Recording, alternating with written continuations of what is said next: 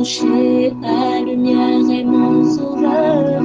Je ne crains rien. Il est mon rempart et mon ferme soutien. De qui pourrais-je avoir peur? Shalom. Nous avons aujourd'hui la croquette biblique numéro 271 tirée de Job au chapitre 30, à partir du verset 24 jusqu'au verset 26. Parce qu'en réalité, Job démontre qu'il n'avait plus un quelconque espoir en un lendemain meilleur. Voici ce qu'il déclare.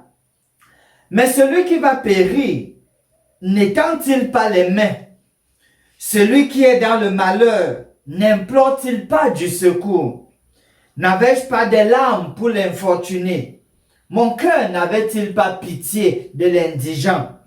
J'attendais le bonheur et le malheur est arrivé. J'espérais la lumière et les ténèbres sont venues. Le contretemps, il s'attend au bonheur mais c'est le malheur. Il s'attend à la lumière mais c'est les ténèbres. Et du coup, on peut se poser la question de savoir, la vie a-t-il vraiment un sens lorsqu'on n'a plus d'espoir en un lendemain meilleur?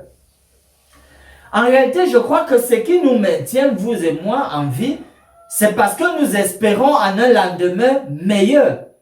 En passant, ceux qui se suicident sont ceux qui ont cessé d'espérer en un lendemain meilleur. Quand il n'y a plus d'espoir du tout et que tout est ténèbres à l'horizon, alors ce n'est que le suicide. À travers ce passage, nous voyons une réalité souvent dans la vie de certaines personnes qui traversent les moments difficiles tels que la maladie, le deuil et autres.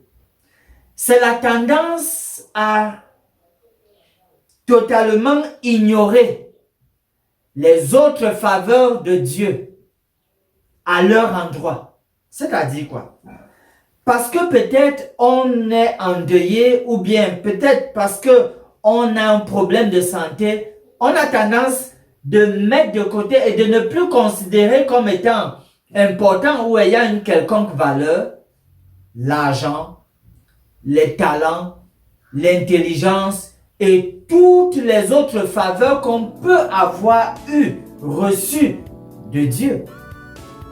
C'est une manière de dire que souvent il serait intéressant pour la personne malade ou pour la personne endeuillée ou traversant une situation tragique, il serait intéressant d'essayer quand même de prendre conscience des autres faveurs, les autres facilités que Dieu conserve à votre endroit, de manière à trouver donc assez de force pour faire aussi face aux difficultés actuelles. Surtout quand vous pouvez vous souvenir que dans le passé, le Seigneur a été à vos côtés et vous a même aidé à traverser quelque chose de plus difficile encore. Vous pouvez donc comprendre que nulle situation, quoique difficile, n'est vraiment permanente ici sur terre. La promesse nous est tirée du psaume 34, le verset 19 qui dit « L'Éternel est près de ceux qui ont le cœur brisé et il sauve ceux qui ont l'esprit dans l'abattement. » Je voudrais que vous ayez cette conviction. Oui, il y a un aspect de la vie qui est fortement entamé et peut même vous paralyser. Mais aussi en levant les yeux. Soyez conscient des autres faveurs que Dieu vous conserve, qu'il continue à maintenir. Et maintenant, réclamez cette promesse du Seigneur, où il dit être à côté de ceux qui ont le cœur brisé et de sauver ceux qui ont l'esprit dans l'abattement. Il n'est point un homme pour mentir. alors il faudrait lui faire confiance. Finissons par ce mot de prière.